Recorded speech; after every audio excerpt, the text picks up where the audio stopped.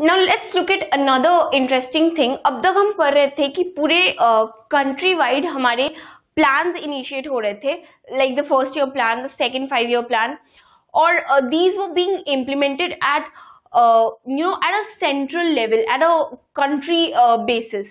But there's another very interesting thing here called something called decentralized planning. Decentralized is exactly the opposite of something that involves the central government, right? It's the opposite of centralized. Decentralized here means that there is no involvement of the central government in this, which means that it's more regional, it's more local. और ये जो planning हम देखेंगे decentralise का, it's basically nothing but the Kerala model of development. तो we saw that how the planning process was being implemented in the entire country. Now let's look at the planning initiative that was started by the state of Kerala, and how they implemented it and how it came to benefit them. So the first thing is, it was started by the state of Kerala. So in this model, we're going to only be talking about the state of Kerala, not planning as in the whole country as a whole. So it was started by the state of Kerala. It focused on education, health, land reform, effective food distribution, and poverty alleviation. So these are the things that were given priority to in the Kerala model of development. ये चीजें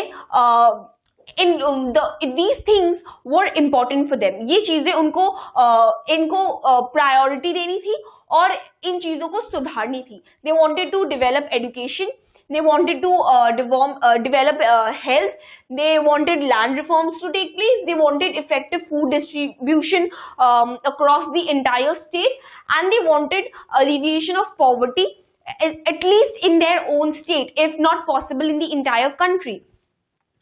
So moving on, now these two things are basically the drawbacks of the economy in Kerala. So the first thing is low per capita income and a weak industrial base.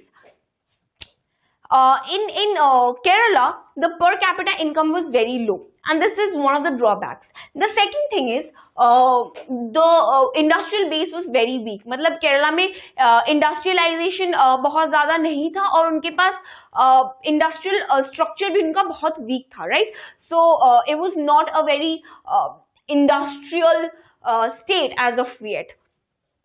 However, despite there being a low per capita income and a weak industrial base, the country, thanks to its planning initiative, thanks to its model of development, the country was able to achieve nearly total literacy. We all know that Kerala is the one state which has the highest literacy rate in our country of 29 states, and it was able to achieve that because of the planned development policy that it had followed in its own state. So it was able to achieve nearly total illiteracy and nearly total literacy. And what else was there? There was long life expectancy, low infant and female mortality, low birth rates, high access to medical care. ये सारी चीजें these signify that whatever the country did, it actually benefited the population. It actually was of commensurate benefit to the people of the state. So it got rid of most of social evils. It attempted to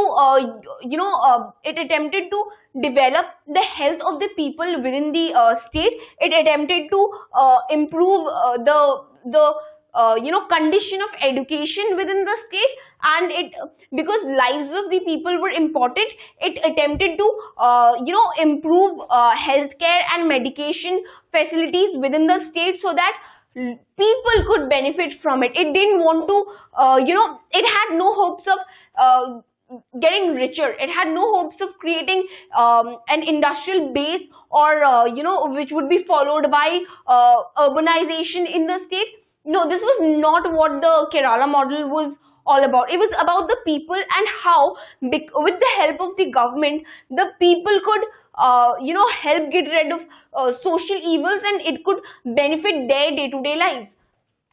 So these are the things that were achieved because of the Kerala model of development within the state.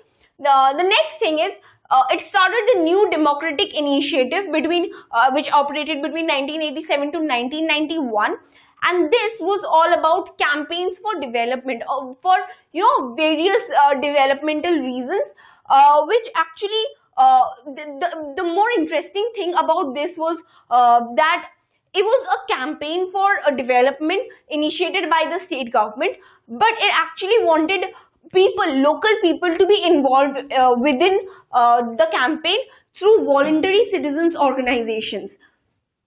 So the state wanted people to participate in these campaigns, to participate in the development process, and also to participate in the process of planning about how things should get done.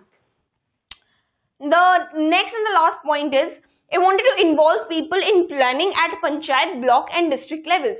So the Kerala model actually took the people's participation very seriously, and it wanted, because you cannot